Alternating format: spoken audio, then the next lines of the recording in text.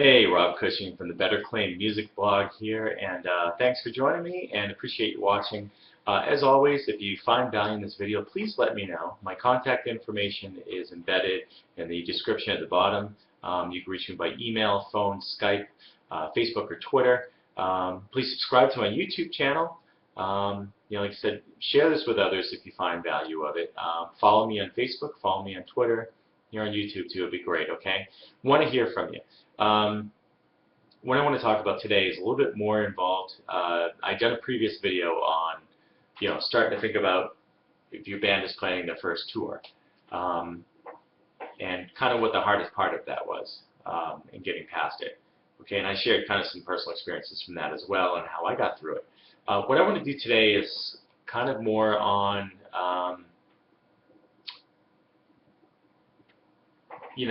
basically what I talked about in the last one was like a brief synopsis on like why it's important to tour, and the one thing holding most acts back from doing it, which is themselves. Okay, now in this one, at this point you're probably asking yourself, okay, well, how do I get started?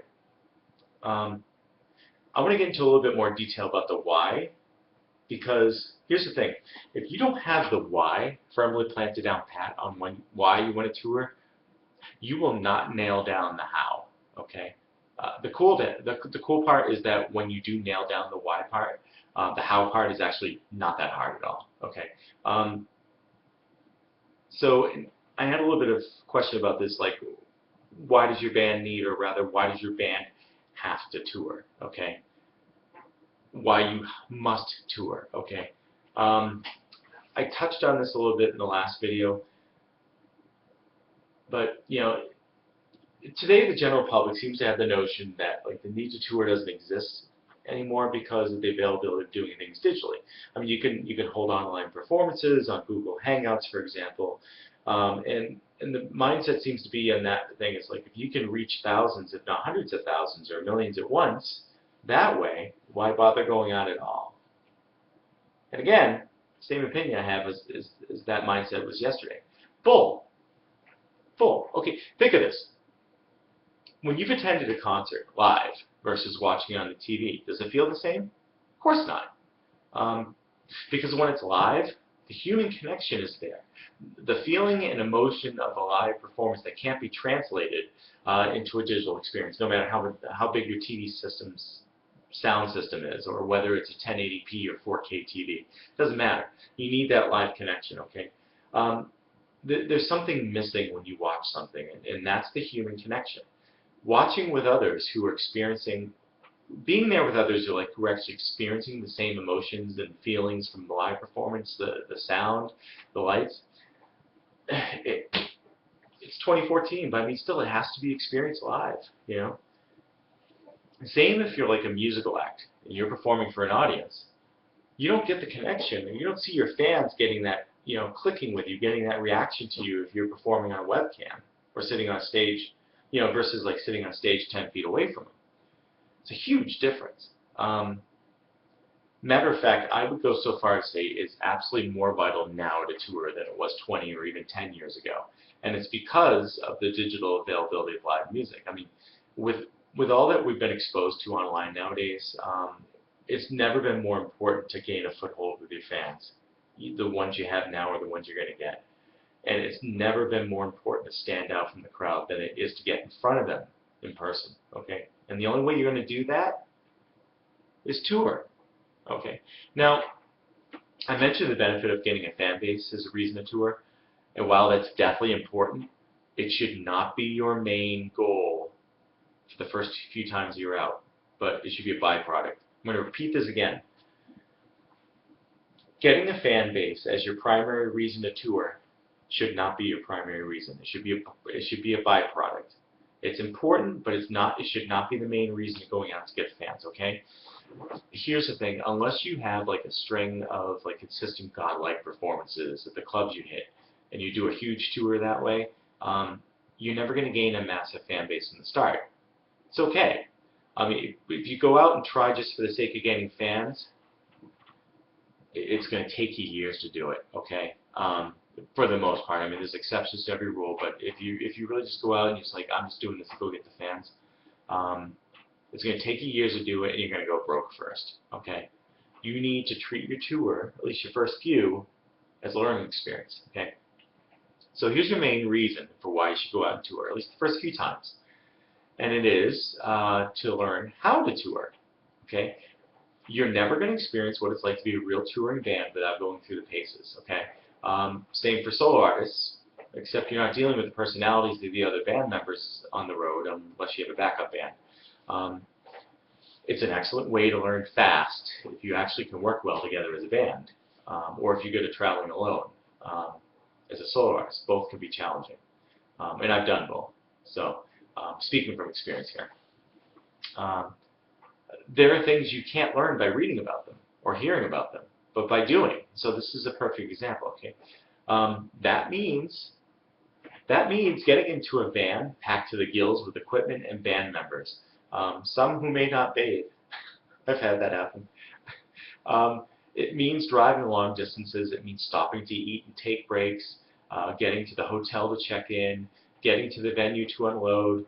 You set up, you stand around for a while, go out to eat, you come back, you stand around some more, you do a sound check, you wait again, and then you finally get your performance in, and then you break down, and then you pack up the van, and you go back to the hotel, and assuming you don't have a secure enough vehicle, which is true most times, having to load the equipment to the hotel room, then crashing out, and starting all over again the next day. Okay, and all that I just covered, guys, that's not even including like networking while at the venue, that's not even including running merchandise, etc. And this is a real trial by fire, I'm telling you. It's usually enough to drive most bands crazy. And the majority of them are actually going to end up breaking up after an initial tour or two. If you can get through at least something to shoot for, if you can get through at least 2 small tours with your band without wanting to kill each other, then you have something special. But you're only going to learn that by actually going out and touring, right?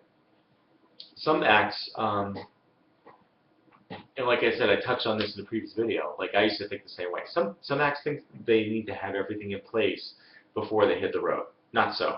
I played the role of performer, band manager, sound engineer, booking agent, and marketer. If you want more information on how to properly market your band, you can get on my subscriber list. Link is below for that.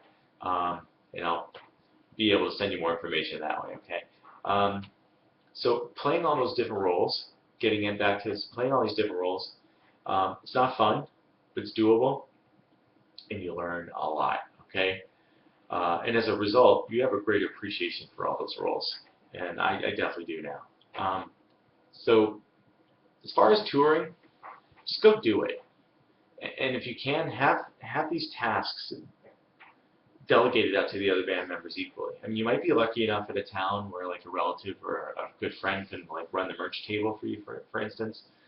Sometimes the band does it themselves in hopes that no one steals any t-shirts while they're playing.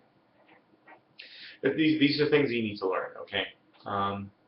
Other things like some bands are worried that they're going to end up playing to empty rooms.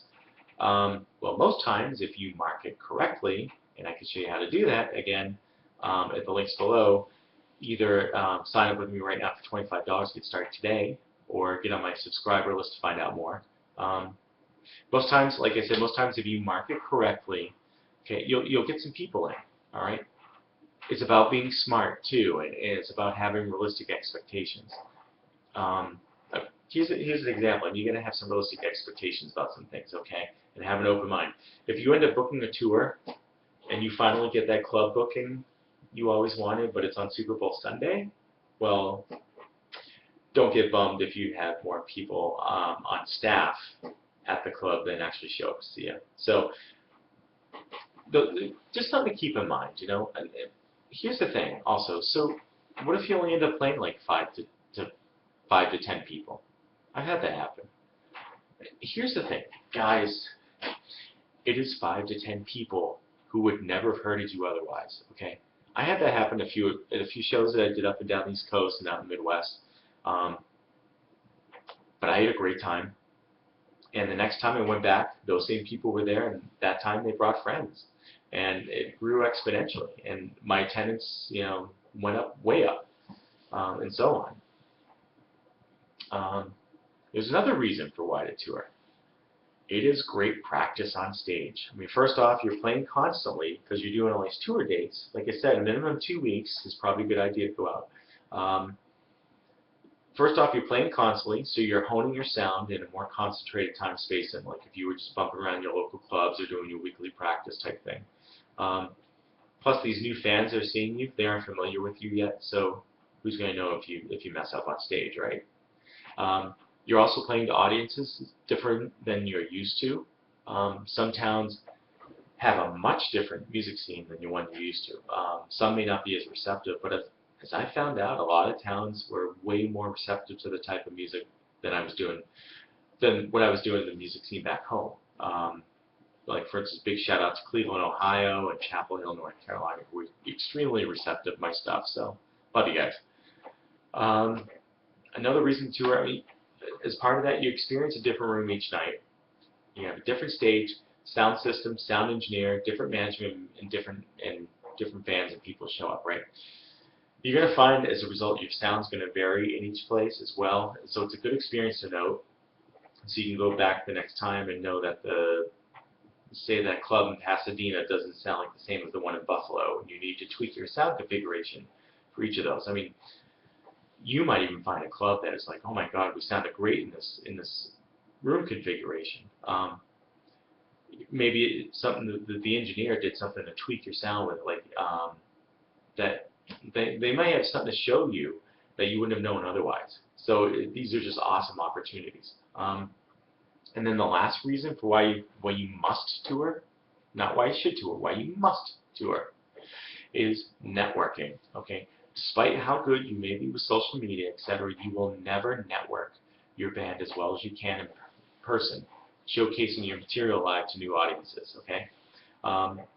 That also includes networking with new bands that you play with, okay? I've made a ton of great connections just from playing with other bands who also know their local scene well, and they know the important contacts in each of those, like booking agents, managers, club owners, label reps.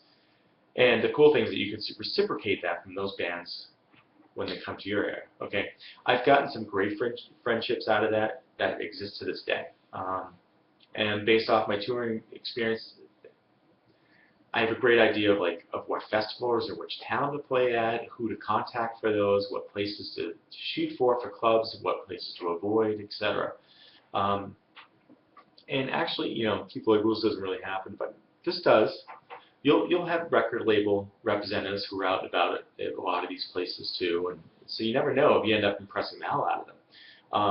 More importantly, it's going to be important to them to know that you're a touring band, right? Because it tells them that you play and congregate well together. So the event they like you enough to sign you and book you, for like either more tours or longer tours, they'll know you're up for the task because you've already proven that you can work well together and tour together, and that's going to make you a very enticing prospect. Okay, so just to summarize, touring, especially in our digital age, is an absolute must for your musical act. It's going to test your mettle to bear the burdens of touring, dealing with your other band members. It will sharpen your live performance skills.